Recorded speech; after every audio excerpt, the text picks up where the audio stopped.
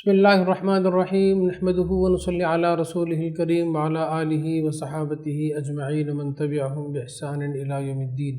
محترم سامعین، ناظرین، حضرات و خواتین، السلام علیکم ورحمۃ اللہ وبرکاتہ۔ آج 25ویں تراویح کا خلاصہ یعنی سورۃ الصف مدنی سورت ہے۔ اس کا موضوع مسلمانوں کو اخلاص اختیار کرنے اور اللہ کی راہ میں جان لڑانے پر ابھارنا ہے۔ اس میں مخلصین مؤمنین کو، ضعیف الایمان مسلمانوں کو اور اسلام کا جھوٹا دعویٰ کر کے اسلام میں داخل ہونے والوں کو مخاطب کیا گیا ہے۔ اہل ایمان کو خبردار کیا گیا کہ اللہ کی نگاہ میں نہایت مبغوض ہیں وہ لوگ جو کہیں کچھ اور کریں کچھ، اور نہایت محبوب ہیں وہ لوگ جو راہ حق میں لڑنے کے لیے سیسا پلائی ہوئی دیوار کی طرح ڈٹ کر کھڑے ہوں۔ پھر آگے رسول اللہ صلی اللہ علیہ وسلم کی امت کے لوگوں کو متنبہ کیا گیا ہے کہ اپنے رسول اور اپنے دین کے ساتھ تمہاری روش وہ نہ ہونی چاہیے جو حضرت موسیٰ اور حضرت عیسیٰ علیہ السلام کے ساتھ بنی اسرائیل نے اختیار کی، اور جس کا نتیجہ یہ ہوا کہ اس قوم کے مزاج کا سانچہ ہی ٹیڑھا ہو کر رہ گیا اور اس سے ہدایت کی توفیق سلب کر لی گئی۔ پھر پورے چیلنج کے ساتھ اعلان کیا گیا کہ یہود و نصارہ اور ان سے ساز باز رکھنے والے منافقین اللہ کے اس نور کو بجھانے کی چاہے کتنی ہی کوشش کر لیں، یہ پوری آب و تاب کے ساتھ دنیا میں پھیل کر رہے گا، اور مشرکین کو خواہ کتنا ہی ناگوار ہو، رسول برحق کا لایا ہوا دین ہر دوسرے دین پر غالب آ کر رہے گا۔ اس کے بعد اہل ایمان کو بتایا گیا کہ دنیا اور آخرت میں کامیابی کی راہ صرف ایک ہے، اور وہ یہ ہے کہ اللہ اور اس کے رسول پر سچے دل سے ایمان لاؤ اور اللہ کی راہ میں جان و مال سے جہاد کرو۔ آخر میں اہل ایمان کو تلقین کی گئی کہ جس طرح حضرت عیسیٰ علیہ السلام کے حواریوں نے اللہ کی راہ میں ان کا ساتھ دیا تھا اور انصار اللہ بن گئے تھے، اسی طرح تم بھی رسول اللہ صلی اللہ علیہ وسلم کا ساتھ دو اور انصار اللہ میں اللہ کے مددگار بندوں میں شامل ہو جاؤ۔ بالآخر نصرت و غلبہ اہل ایمان کے لیے ہے۔ سورۃ الجمعہ مدنی سورت ہے۔ یہ 2 رکوع 2 خطبوں پر مشتمل ہے جو 2 موقعوں پر نازل ہوئے۔ پہلے خطبے میں یہود کو خطاب کیا گیا، اور یہ آخری خطاب ہے جو قرآن میں ان سے کیا گیا ہے۔ اس میں ان سے 3 باتیں ارشاد فرمائی گئیں۔ نمبر 1، تم نے اس رسول کو ماننے سے اس لیے انکار کر دیا کہ یہ اس قوم میں مبعوث ہوا تھا جسے تم حقارت کے ساتھ امی کہا کرتے تھے۔ تمہارا زعم باطل یہ تھا کہ رسول لازماً تمہاری اپنی قوم ہی کا ہونا چاہیے، لیکن اللہ نے انہی امیوں میں سے ایک رسول اٹھایا ہے جو تمہاری آنکھوں کے سامنے اس کی کتاب سنا رہا ہے، نفوس کا تزکیہ کر رہا ہے، اور ان لوگوں کو ہدایت دے رہا ہے جن کی گمراہی کا حال تم خود بھی جانتے ہو۔ یہ اللہ کا فضل ہے، جسے چاہے وہ دے۔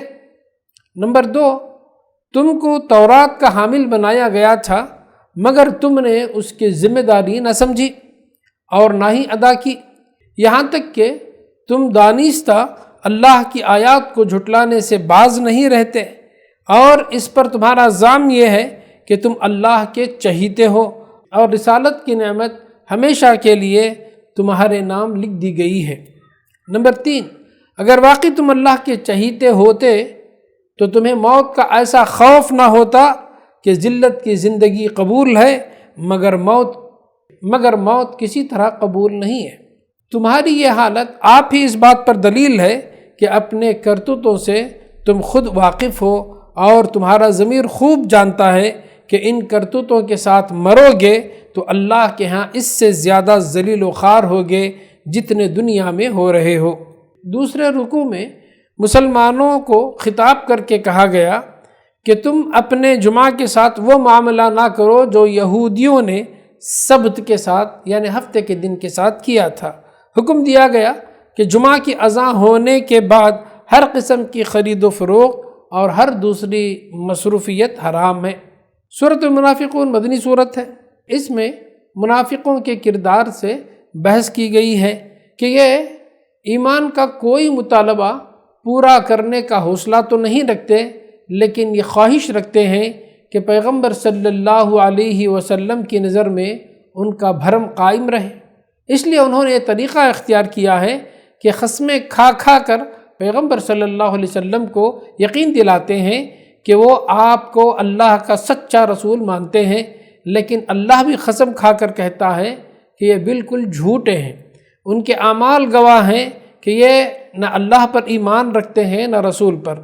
یہ اپنی قسموں کو بطور ڈھال استعمال کر رہے ہیں اور ان کے آڑ میں اپنے نفاق کو چھپاتے ہیں۔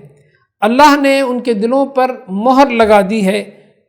دوسرے رکوع میں مسلمانوں کو تنبیہ کی گئی کہ وہ مال و دولت کی محبت میں پھنس کر اللہ کی یاد سے غافل نہ ہوں۔ اگر آج انہوں نے اللہ کی راہ میں مال خرچ کر کے اپنے مال اور زندگی سے صحیح فائدہ نہیں اٹھایا تو مہلت عمل گزر جانے کے بعد اپنی محرومی پر وہ پچھتائیں گے، اور یہ پچھتانا بالکل ان کے لیے بے سود ہوگا۔ سورۃ التغابن مدنی صورت ہے۔ اس کا موضوع ایمان اور اطاعت کی دعوت اور اخلاق حسنہ کی تعلیم ہے۔ شروع میں عام انسانوں کو مخاطب کر کے 4 بنیادی حقیقتیں بیان کی گئیں۔ نمبر 1، اس کائنات کا خالق، مالک اور فرمانروا ایک ایسا قادر مطلق خدا ہے جس کے کامل اور بے عیب ہونے کی گواہی کائنات کی ہر چیز دے رہی ہے۔ نمبر 2، یہ کائنات بے مقصد اور بے حکمت نہیں ہے، یہ فضول تماشا اور عبث نہیں ہے۔ نمبر 3، خدا نے بہترین صورت میں تمہیں پیدا کر کے تمہارے امتحان کے لیے کفر و ایمان کا اختیار تم پر چھوڑ دیا، یہ کوئی لا حاصل اور لا یعنی کام نہیں ہے۔ نمبر 4، تم غیر ذمہ دار اور غیر جواب دہ نہیں ہو، آخر کار تمہیں اپنے خالق کی طرف پلٹ کر جانا ہے جس پر دلوں کے چھپے ہوئے خیالات تک روشن ہیں۔ اس کے بعد جنہوں نے کفر کی راہ اختیار کی انہیں تباہ شدہ قوموں کی تاریخ کا حوالہ دے کر ان کے تباہی کے 2 اسباب بیان کیے گئے۔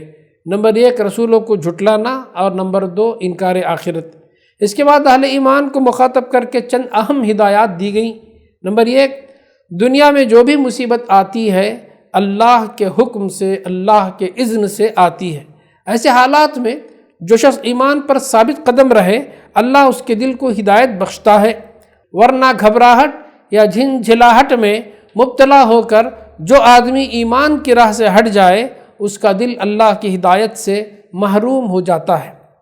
نمبر 2، مومن کا کام صرف ایمان لے آنا ہی نہیں ہے بلکہ ایمان لانے کے بعد عملاً اللہ اور اس کے رسول کی اطاعت کرنی چاہیے۔ نمبر 3، مومن کا اعتماد اپنی طاقت یا دنیا کی کسی طاقت پر نہیں بلکہ صرف اللہ پر ہونا چاہیے۔ نمبر 4، مومن کے لیے اس کا مال اور اس کے اہل و عیال ایک بہت بڑی آزمائش ہے، کیونکہ زیادہ تر انہی کی محبت انسان کو ایمان اور اطاعت کی راہ سے منحرف کرتی ہے۔ اس لیے اہل ایمان کو ان کے معاملے میں بہت ہوشیار رہنا چاہیے۔ نمبر 5، ہر انسان اپنی استطاعت کی حد تک ہی مکلف ہے۔ سورۃ الطلاق مدنی صورت ہے، یہ 2 حصوں میں منقسم ہے۔ نمبر 1، اس امر کی وضاحت کہ اگر کسی کو طلاق دینے کی نوبت آ جائے تو یہ جائز نہیں ہے کہ وہ بیوی کو طلاق کے 2 کلمے کہہ کر فوراً گھر سے نکال باہر کرے، بلکہ اس کے لیے اللہ کے مقرر کیے ہوئے متعین حدود اور قاعدے اور ضابطے ہیں جن کی پابندی ہر امیر اور غریب کے لیے ضروری ہے۔ جو لوگ اپنی مالی مشکلات کے باوجود اللہ کی رضا کے لیے اس کے مقرر کیے ہوئے حدود کی پابندی کریں گے اللہ ان کی مشکلات آسان کر دے گا اور ان کے مال میں برکت دے گا، اور جو مال کی محبت میں اللہ کے حدود و قیود توڑیں گے تو وہ یاد رکھیں کہ وہ اللہ کا کچھ نہیں بگاڑ سکیں گے بلکہ اپنی ہی جانوں پر ظلم ڈھانے والے بن جائیں گے۔ نمبر 2، مسلمانوں کو تنبیہ کہ جن قوموں نے اللہ اور اس کے رسول کی نافرمانی کی ہے اللہ نے ان کو ہمیشہ نہایت سخت سزا دی ہے۔ تاریخ میں اس کی مثالیں موجود ہیں۔ اللہ نے اس رسول کے ذریعے مسلمانوں پر بڑا احسان کیا ہے کہ ان کو تاریکی سے نکال کر روشنی میں کھڑا کیا ہے۔ اگر اس روشنی کی وہ قدر کریں گے تو اللہ انہیں جنت کی ابدی نعمتوں سے نوازے گا، اور اگر انہوں نے اس کی ناقدری کی تو یاد رکھیں کہ آسمانوں اور زمین کی بادشاہت اللہ ہی کے لیے ہے اور وہ ہر چیز پر قادر ہے۔ اسی پر آیاتیں ختم ہوتی ہیں۔ بارک اللہ لنا ولکم فی القرآن العظیم ونفعنا وإیاکم بالآیات والذکر الحکیم، وآخر دعوانا ان الحمد للہ رب العالمین۔ السلام علیکم ورحمۃ اللہ وبرکاتہ۔